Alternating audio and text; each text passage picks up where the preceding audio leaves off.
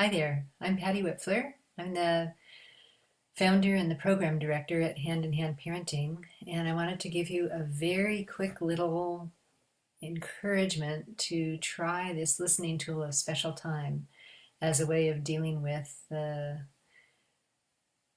difficult moments that come up when you're with your children so much and they don't have school and they don't have their friends. If you're in shelter in place mode or worried about it. And Special Time is a parent-child listening tool. It is designed to help your child feel felt by you.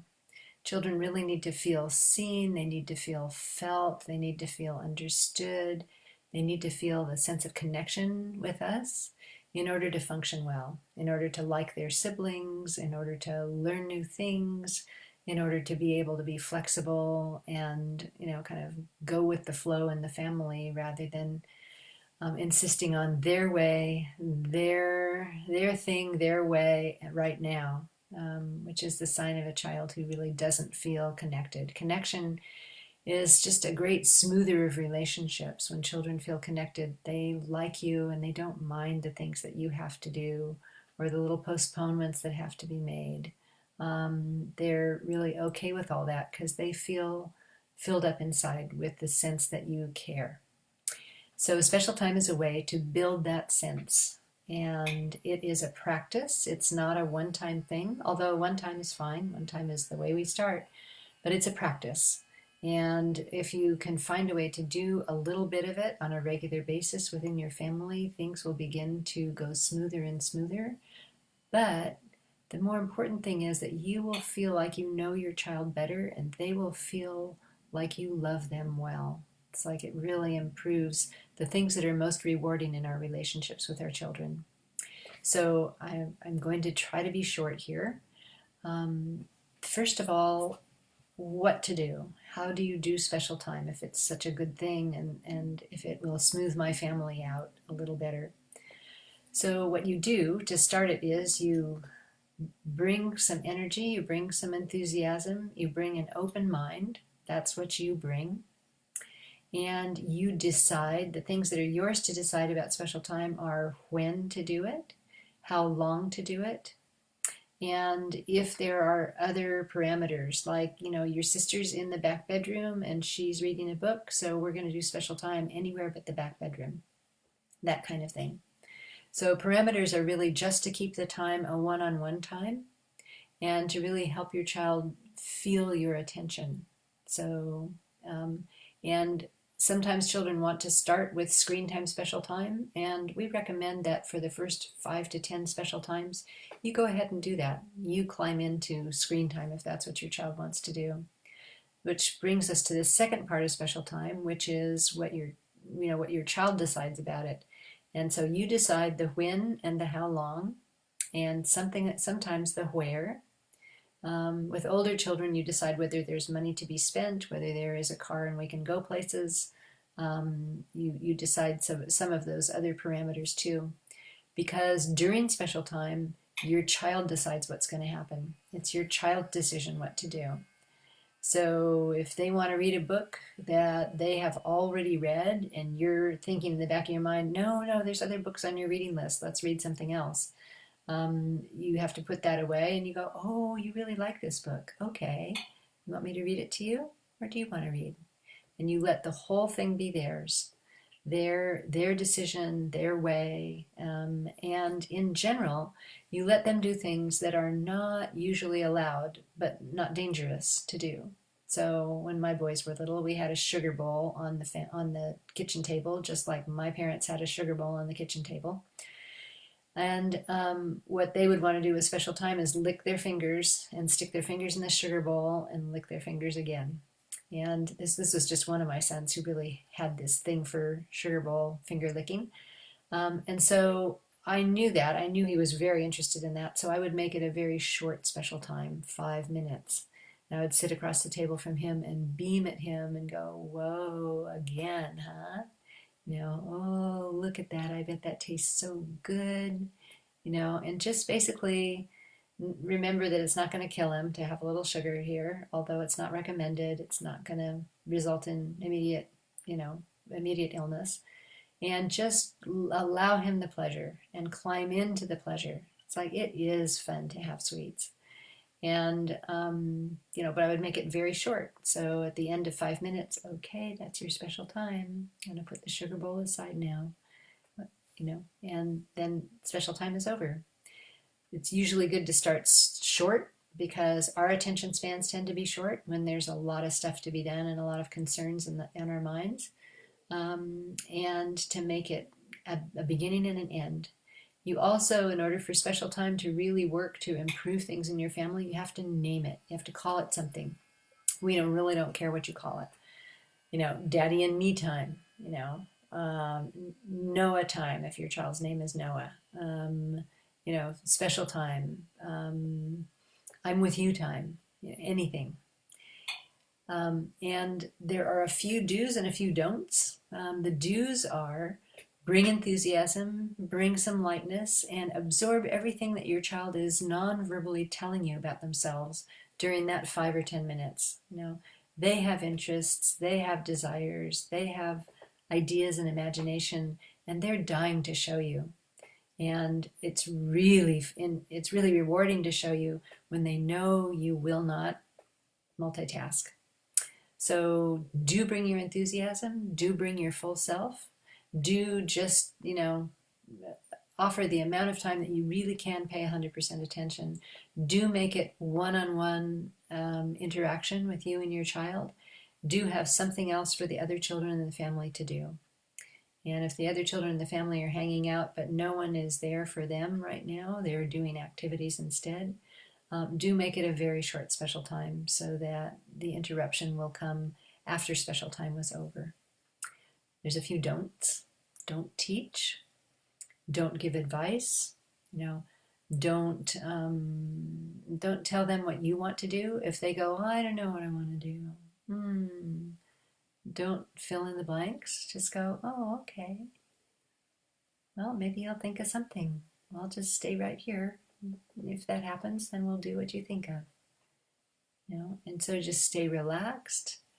Just see what happens. Be pleased with whatever the heck it is. And just it's their 5 minutes. If they want to complain about how you're not deciding for them, you can go, yeah, I'm not deciding for you. That's right. I know the best ideas are going to come from you. But and don't lecture or tell them what is supposed to happen. It's supposed to be special time, and you're supposed to tell me what to do. Now, come on, tell me what to do. Don't do that. Just, oh, you don't know. Well, maybe your mind's a little, just going a little slower this morning. Maybe it'll find something. We'll just be here and see. Maybe it'll find something that you want. Just like that, just pleased. Okay?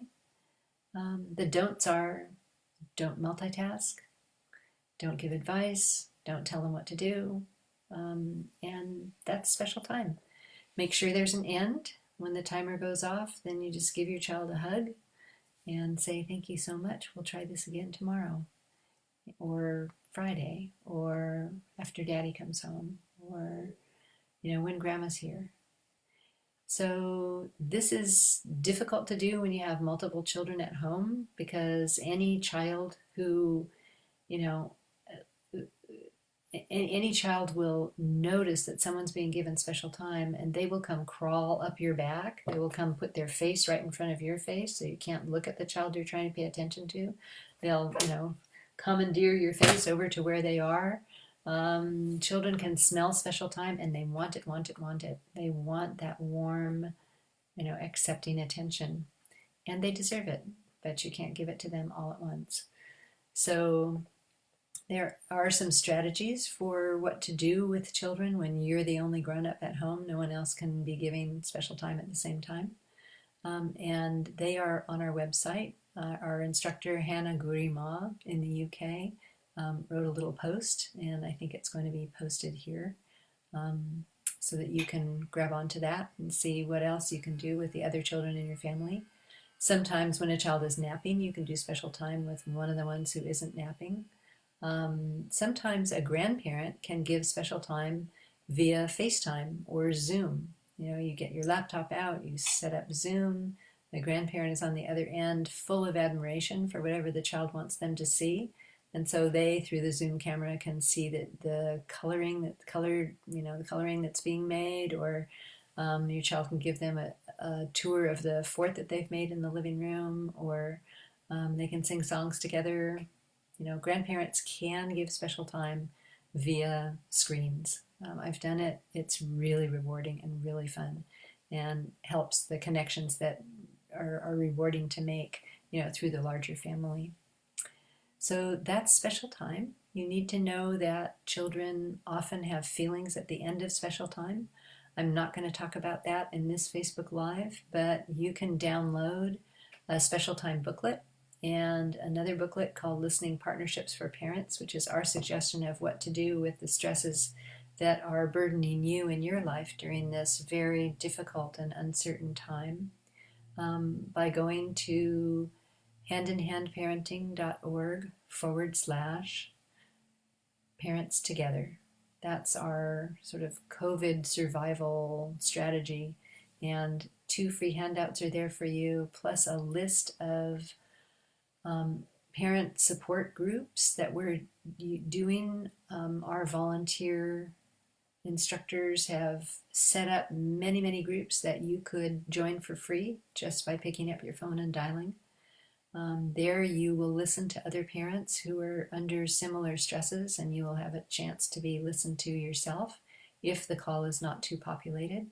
If the call is very populated, you'll have a chance to at least listen to people working on and thinking about how to navigate these interesting and unprecedented times in their families, and get some inspiration from that. And you can call into another group later, which has a chance to be smaller and where you have a chance to be heard. So this is what Hand in Hand is doing to help you as a parent right now during these difficult times. We hope you take advantage of the resources we're offering. We hope you'll give special time a try and see if it helps you deliver your love to your child and helps your child feel more seen, helps them relax, and helps them flex within the family a little more. If they cry shortly after special time, there's a section in the book Special Time which tells you what we recommend that you do, which is to listen. Okay? We all need to be listened to. We all offload our hardest feelings, our big worries, our fears, in crying and trembling and tantrums. Children do this. They're our models. We still can do this, although we've been somewhat intimidated by punishment as children, so we don't access our feelings quite so easily. But getting listened to is one of the ways that we can surmount the stress, get it off our backs, and love our children as fully as we want to. So I hope it helps. Thank you. And we are, right now we have 90 of these listening groups that we have set up. About a week's worth of those 90 have passed, but they're in several languages. They're available for free. You can do as many groups as you want. And we're really trying to serve parents in a big way. We could use your help doing that. So if this is useful to you, you can make a donation. I think there's a donate now button here on the Facebook page. If you don't find it there, go to handinhandparenting.org. There's a donate now button there too. We could really use your help so that we can be of help to parents worldwide.